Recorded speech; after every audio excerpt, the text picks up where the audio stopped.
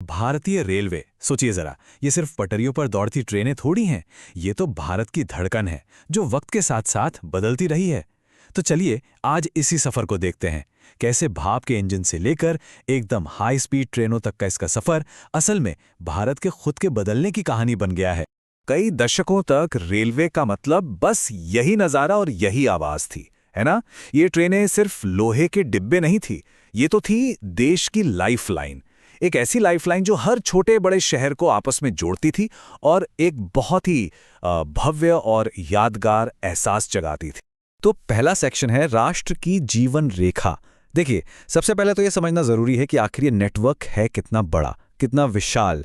ये सिर्फ पटरियों का जाल नहीं है, बल्कि आप कह सकते हैं कि एक ऐसा धागा है जिसने सदियों से भारत को एक सूत्र में पिरो कर रखा है। ये शब्द रेलवे के असली मकसद को एकदम साफ साफ बताते हैं। इसका काम सिर्फ लोगों को एक जगह से दूसरी जगह ले जाना नहीं था, बल्कि एक इतने बड़े देश के दूर दराज के कोनों को एक दूसरे से जोड़ना था, एक साथ बांधना था। देखा जाए तो ये पटरियां असल में एकता का प्रतीक थी। अब आते हैं सेक्शन 2 पर, अतीत के इंजन। तो सवाल यह है कि इतने बड़े नेटवर्क को चलाता कौन था?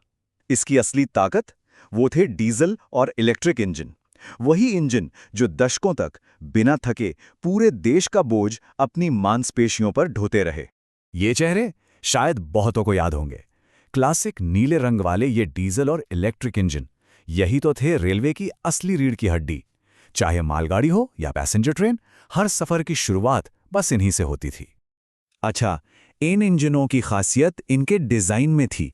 मतलब ये दिखने में शायद उतने आकर्षक ना हो, लेकिन इन्हें बनाया ही गया था मजबूती और सहन शक्ति के लिए। इनका तो बस एक ही मकसद था, बिना रुके लगातार काम करते रहना।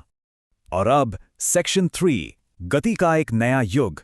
लेकिन फिर कहानी में एक ट्विस्ट आया, एक क्रांतिकारी बदलाव। भारतीय रेलवे ने टेक्नोलॉजी और डिजाइन में एक ऐसी जबरदस्त छलांग लगाई जिसने सफर की परिभाषा ही बदल कर रख दी। और ये है वो बदलाव। जरा देखिए, एक तरफ दशकों पुराना वो शक्तिशाली इंजन और दूसरी तरफ आज की एकदम मॉडर्न वंदे भारत एक्सप्रेस। ये सिर्फ एक अपग्रेड नहीं है, ये रेलवे के भविष्य की एक पूरी तरह से नई सोच को दिखाता है। तो सवाल उठता है कि असल में बदला क्या? जवाब है इंजीनियरिंग की प्राथमिकताएं। पहले सारा का सारा जोर सिर्फ खींचने की रॉ पावर पर था, लेकिन अब फोकस है स्पीड पर, एफिशिएंसी पर और सबसे बढ़कर पैसेंजर के आरामदायक अनुभव पर। चलिए अब बात करते हैं सेक्शन 4 की, नेटवर्क का नर्वस सिस्टम। देखिए, ट्रेनें तो बदल गई, पर उनको चलाने वाले सिस्टम का क्या? तो अब हम ट्रेन की मसल्स से हटकर नेटवर्क के ब्रेन यानी कि सिग्नलिंग सिस्टम को देखेंगे, जिसमें एक जबरदस्त मतलब एक बहुत बड़ी छलांग आई है। सोचिए, इतने बड़े और इतने कॉम्प्लेक्स नेटवर्क को चलाने के लिए सबसे जरूरी चीज क्या हो सकती है? सिर्फ एक शब्द, कंट्रोल। हर एक ट्रेन, हर ट्रैक, हर एक पल, सब कुछ बस इसी पर निर्भर करता है। तो दशकों तक पूरे नेटवर्क को इन इलेक्ट्रोमैकेनिकल सिग्नलों से कंट्रोल किया जाता था। हाँ, ये भरोसेमंद तो थे, पर इनकी एक लिमिटेशन थी। सबसे बड़ी बात, ये आपस में बात नहीं कर सकते थे और जानकारी देने की इनकी जो क्षमता थी वो भी काफी लिमिटेड थी। और आज हम यहां पहुंच चुके हैं। अब सिग्नल का मतलब सिर्फ लाल या हरी बत्ती नहीं है, नहीं, ये एक डिजिटल डेटा ड्रिवन सिस्टम है जो हर ट्रेन की लोकेशन, उसकी स्पीड, उसके रूट, सब कुछ रियल टाइम में ट्रैक करता है। और इसी वजह से पूरा नेटवर्क पहले से कहीं ज्यादा स्मार्ट और कहीं ज्यादा सुरक्षित हो गया है। लेकिन जानते हैं, टेक्नोलॉजी भले ही कितनी भी बदल जाए, एक चीज है जो नहीं बदलती।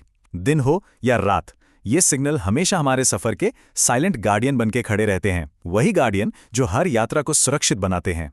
तो अब आखिरी सेक्शन पर आते हैं, आगे की यात्रा। अच्छा, इन सभी टेक्निकल बदलावों का असल में मतलब क्या है?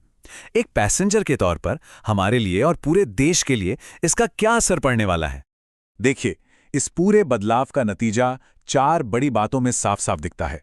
पहला, सफर अब पहले से कहीं ज्यादा तेज हो गया है। दूसरा, ट्रेनें कम एनर्जी इस्तेमाल करके ज्यादा एफिशिएंट हो गई हैं। तीसरा, मॉडर्न सेफ्टी सिस्टम की वजह से यात्रा बहुत ज्यादा सुरक्षित है। और चौथा, कुल मिलाकर ये एक वर्ल्ड क्लास एक्सपीरियंस देने की दिशा में एक बहुत बड़ा कदम है। तो आखिर में सवाल यही बचता है कि जब टेक्नोलॉजी पटरियों को इतनी तेजी से बदल रही है तो हमारे सफर का भविष्य कैसा दिखने वाला है?